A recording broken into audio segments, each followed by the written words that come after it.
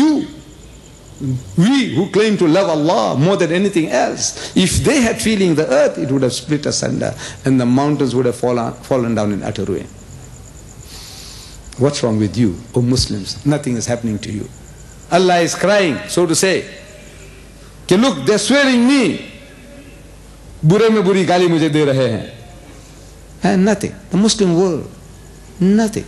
It's a big joke. You see? So we are in the position that we are. To us everything is a big joke. ये हंसी खेली की बात है. I said, look man, take up the challenge. Allah is saying, this is the most horrible thing. Talk to them, reason with them. Udu ila sabili rabbika bil hikmati. Allah says, with hikmah, wisdom, wal mawizatil hasanati, beautiful preaching, talk to them, reason with them. I am very happy that at least, my sister, you are making an effort, inshallah. And you get these booklets of mine, inshallah, it will arm you more in how to talk to these people. I am very happy that at least, my sister, you are making an effort, inshallah. And you get these booklets of mine, inshallah, it will arm you more in how to talk to these people. Yes. My name is Shahzada Shwak. And my question is that, like you said, that if you marry a Christian woman, she will go to hell. Then why does the religion allow you to do so in the first case? As I explained, I think you didn't hear my son, that the Muslim was a Muslim. And a Muslim can't rest to see the environment in which there is kufr, shirk is being permeated. He's not going to be a partner to increasing that kufr and shirk. So if he marries, the idea was get her in and change her, convert her. And everybody, as I said, was activated with that motive. The Muslims of old, the Muslims of yore, the early days of Islam, when this latitude was given. Everybody wants to change the people. Today is not so. As I explained, I said, look, if my son did such and such a thing, if I open my mouth, or his mother opens her mouth, they say, Ma, please mind your own business. Daddy, mind your own business. So this is what we have come to. Once you have come to that stage, I said, look, you are now tempting providence. You're going to create more and more problems. And you're going to leave her as a Christian woman. And your children will be also Christianized. So your Mohammeds and your Fatmas and your Khadijas will be going to church. If there's a marriage breakup, where will she go? With your children, with your Fatmas and your Mohammeds and your Khadijas, back to her people. See this English wife of yours, for example. If there's a divorce, where will she go? She'll opt to remain here, or she'll go back to England or America. Where? Back home. At home, aunties and grannies, they're going to church. Where will she go? To church. With your little Fatimas and your Mohammeds and your Khadijas. Where? To church. So you can be a Khan and you're a Pathan and what not, with Sayyids and what, and your child is a Christianized. Right? So I said, look, what you are doing, you're creating more and more problems. You're creating more non-Muslims. You're creating more mushriks. Instead of changing the woman and the children, you are now reproducing more mushriks. People who do shirk and swearing and abusing Allah. Can't you see? If you die, you meet an accident, you die, where is she going to go? She'll love to remain here without her lover, without her glamour boy? Will she remain here with your mother, with your granny? No. Where does she go? Back home. With who? With your Fatmas and Khadijas and Mohammeds. Now you see, it's not the same as what it was. The Islamic Empire, the Muslim, you got some woman from outside, a Christian woman, everybody, the environment is Muslim. Everybody is Muslim-like. But we are Muslims in name. Naam ke Musliman hai hum. We say Muslim, but we are really far away from it. Yes, my son. My name is Rashid Anwar. In your lecture you said that Hazrat Isa said that Hazrat Yahya was Elijah and Hazrat Yahya contradicted it. So can you elaborate? Yes. You see, this is a dispute that's going on in the Bible. The dispute is that when Hazrat Isa alayhi salam said that Yahya alayhi salam is the man that they were waiting for, like his second coming of Elias. So they go to ask him, he was in prison at the time. So the Jews, learned men of the Jews, they go to him and they ask him, art thou the Christ? Are you the Masih we are waiting for? He says, no, I am not. Because it was the Masih, was Isa alayhi salam. He was the Masih. So he said, I am not. Then they asked him a second question. Art thou Elias? He says, no. Then they asked him a third question. Art thou that prophet? And he said, no. They asked him 3 questions and he said, no, no, no. Now this no gives a lie to Jesus. So the disciples of John, they didn't believe in Jesus. Because they said, look, he is not the man. He is telling me that this is John, he is Elias, and he says, I am not.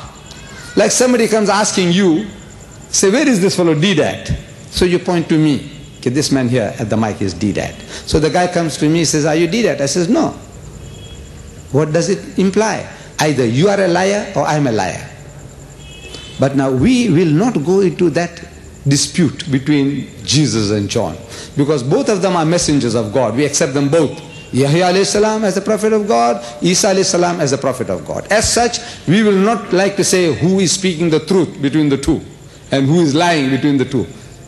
This is a problem for the Christians. But what we can benefit from is the third question. Art thou that prophet? You see, 3 questions. Art thou the Christ? He says, I am not. Art thou Elias? He says, I am not.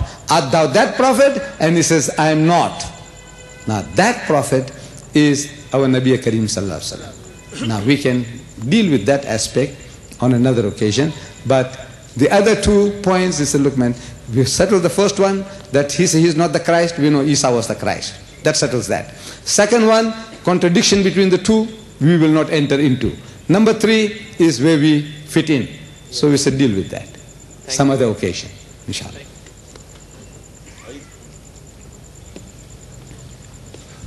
Sir, you very nice. My name is Raisuddin Khan Shirani.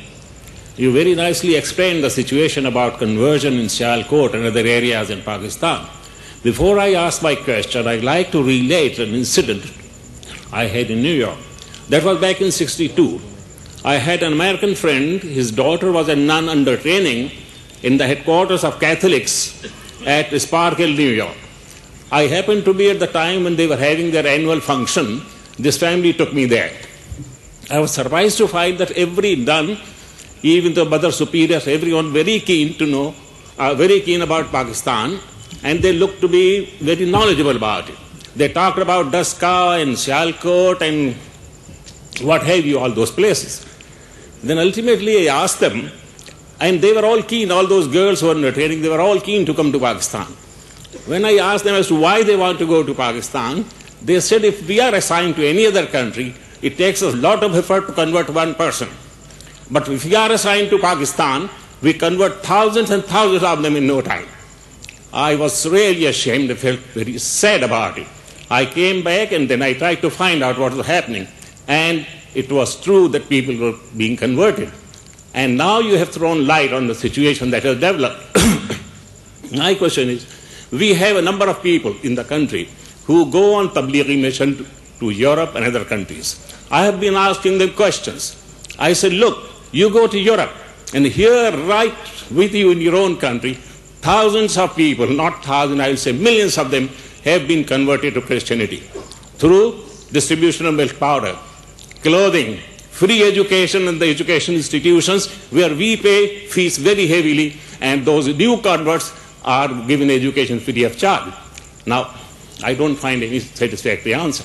Would you kindly say what can be done to arrest this situation, and why can't we possibly pass the message of Allah to these people who are ignorant, who are being converted through material gains?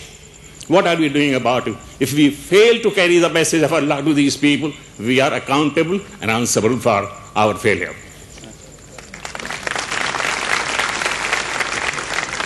Thank you. I'll answer that. Yes, sit down. Yes, thank you. Everything the brother says, I agree. I agree with him that the situation is as he has explained. With regards to our brethren, very pious brethren, while I was relaxing this afternoon, charging my batteries for this evening, because I start early and it's on and on and on, I have to charge the batteries, old batteries, they get run down very quickly.